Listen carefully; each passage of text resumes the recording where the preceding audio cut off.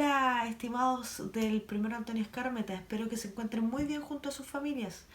Hoy iniciamos nuestra segunda unidad que se llama Ciudadanos y Opinión, así que sean todos ustedes muy bienvenidos nuevamente a la clase de Lengua y Literatura. En esta ocasión vamos a trabajar el objetivo número 9 que dice analizar textos con finalidad argumentativa. Pero antes de iniciar es necesario que recordemos algunas cosas que yo creo que ustedes ya manejan, pero recordemos un poquito. Ustedes se acuerdan que en enseñanza básica vieron el concepto de hecho y opinión y de que estos dos conceptos no significan lo mismo, sino que son concepciones opuestas. Por ejemplo, hecho hace referencia a algo que se puede comprobar, a algo, a una situación, ¿cierto? Que puede ser corroborada. Y las opiniones son apreciaciones personales que pueden diferir la una de la otra. Los hechos son de carácter objetivo y las opiniones son de carácter subjetivo. ¿Recuerdan eso, no? Bien, teniendo eso en cuenta, durante la clase de hoy vamos a trabajar con el texto, con el discurso argumentativo. El texto argumentativo nos permite a nosotros dar, por ejemplo, una opinión con respecto a un tema controversial. ¿Qué es un tema controversial? Es un tema que puede tener distintos puntos de vista, es decir, que de él pueden surgir distintas opiniones. Eso nos permite el discurso argumentativo, dar una opinión, pero no tan solo mencionar esa opinión, sino que fundamentarla, decir por qué opinamos tal o cual cosa de algo, por qué estamos de acuerdo o por qué estamos en desacuerdo con el punto de vista de mi compañero, por ejemplo. ¿Ya? El discurso argumentativo es un texto muy recurrente y muy necesario en la vida de un ciudadano. Cada uno de nosotros debe tomar decisiones diariamente, pero esas decisiones deben ser pensadas, razonadas. Por lo tanto, necesitamos justificar en primera instancia hacia nosotros mismos esas decisiones. Y esas justificaciones se pueden dar a través de la utilización de la estructura del texto argumentativo.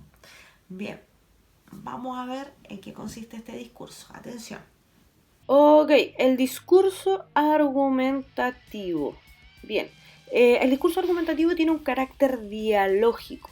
¿Qué quiere decir esto? Que el emisor envía un mensaje al receptor, ¿cierto? Y en este mensaje sobre este tema, el emisor toma un punto de vista. Ya él puede estar de acuerdo o en desacuerdo con esta temática. Y envía un mensaje donde él intenta convencer, intenta persuadir al receptor de que se adhiera al punto de vista que él tiene. Pero ¿qué pasa? El receptor puede estar a favor o puede estar en contra de lo que diga el emisor, ¿ya? Por eso tiene este carácter dialógico. Porque claro, el emisor justifica, ¿cierto? Argumenta su punto de vista utilizando la persuasión y argumentos para convencer, pero va a depender del receptor si se adhiere a ese punto de vista o no. ¿Ya? Él puede terminar a favor de lo que dice el emisor o en contra de lo que dice el emisor. Bien, nos vamos a quedar con estos dos conceptos que son las estrategias que utiliza, algunas de las estrategias que utiliza el emisor para intentar cambiar la forma de pensar del receptor. Convencer y persuadir. Convencer, recuerden ustedes que hace referencia a la utilización de la lógica, de la razón, de los hechos que se pueden corroborar, ¿ya? Utiliza esos elementos para que el receptor se adhiera a la forma de pensar del emisor. Y el persuadir, por el contrario, es otra forma de conseguir el objetivo, pero utiliza otros elementos como los sentimientos, las emociones, como la retórica, el uso de la palabra, el buen uso de la palabra para entrar en la mente del receptor y que éste se adhiera al punto de vista que el emisor está defendiendo. Ok, ¿qué son los argumentos entonces? Los argumentos son razonamientos que se emplean para probar una tesis, un punto de vista, ¿cierto? O para convencer a alguien de la veracidad o validez de lo que se afirma o se niega. Así entonces vamos a tener dos elementos muy importantes, la tesis y los argumentos. La tesis es el punto de vista que se tiene respecto de un tema, ¿cierto? La opinión, podríamos decir, que el autor, el emisor tiene respecto de una temática controversial. Y los argumentos son las razones que se dan para justificar la tesis, ¿ya? Las razones que el autor da para intentar convencer al receptor de que lo que él está diciendo es acertado. Bien, ahora, ¿cómo analizamos un texto argumentativo?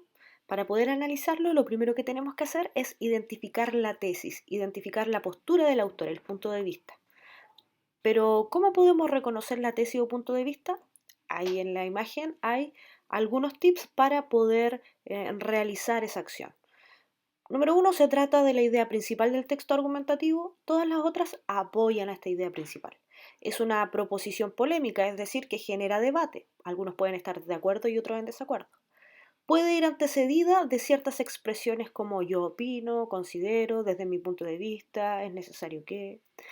Y responde siempre a las preguntas de qué me quiere convencer el emisor de este texto, cuál es el punto de vista. Es decir, yo cuando leo un texto argumentativo me hago esas preguntas de de qué me quiere convencer el emisor de este texto y la respuesta sería entonces la tesis. Como dijimos anteriormente, los argumentos son las razones que apoyan la tesis. Pero ¿cómo podemos reconocer los argumentos en un texto? Al igual que la tesis, aquí se expresan algunas formas para poder hallarlos.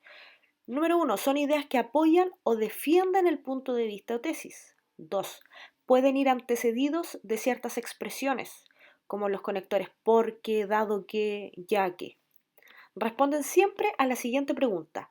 ¿Cuáles son las razones o fundamentos del autor del texto? Según el autor, ¿por qué debo estar de acuerdo con él? Al responder esas preguntas basado en el texto, entonces la respuesta vendrían a ser los argumentos. Bien, la actividad se encuentra en la página 127 de su libro de Lengua y Literatura. Ahí vamos nosotros a encontrarnos con una carta al director, es decir, un texto que escribe un lector de un periódico y envía esta carta al director de dicho periódico para dar su opinión con respecto a alguna temática. ¿Ya? Esas son las cartas al director, un texto periodístico. Dice así: Señor director, la situación económica está complicada y demandar recursos, bonos, reajustes, etc., parece haberse convertido en la danza nacional. Sin embargo, cuando se trata de invertir audazmente en ciencia, estamos hablando de apostar a un país que busca trascender y brindar a esta generación y a las futuras la posibilidad de crecer gracias a la economía del conocimiento. Chile tiene el capital humano para hacerlo, pero faltan los recursos. La inversión en ciencia no compra votos ni ayuda a subir puntos en la encuesta, claro está, pero da las bases para un cambio real. La actual situación de CONICYT, que esperemos mejore con la llegada del doctor Bernabé Santelices, y el triste presupuesto de Fondesit no hacen más que gratificar la desidia que exhiben nuestras autoridades para con el desarrollo científico del país. No se trata de conferirle propiedades mesiánicas a la ciencia y al conocimiento, pero los hechos hablan por sí solos. Basta con mirar a los países que han tenido como política continua el propiciar dichas actividades y cuantificar su desarrollo económico y social. En Chile, la inversión en el conocimiento debe ir más allá de las pobres clasificaciones de derecha e izquierda. En realidad se trata de ir hacia adelante o hacia atrás, y tristemente nuestro país ha elegido de forma consciente la opción atrás. Please forward. Por favor, adelantar. Y construyamos las bases de una mejor economía con valor agregado hecho en casa. ¿Se animará algún político a jugársela por la ciencia? Chile ya no puede seguir esperando. Luis Larronto.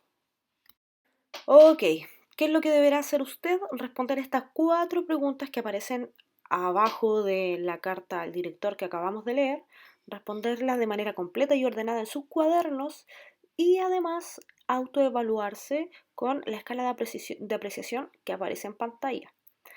Poner todo esto en la hoja que está en su cuaderno, tomarle una foto y luego enviarle al correo electrónico.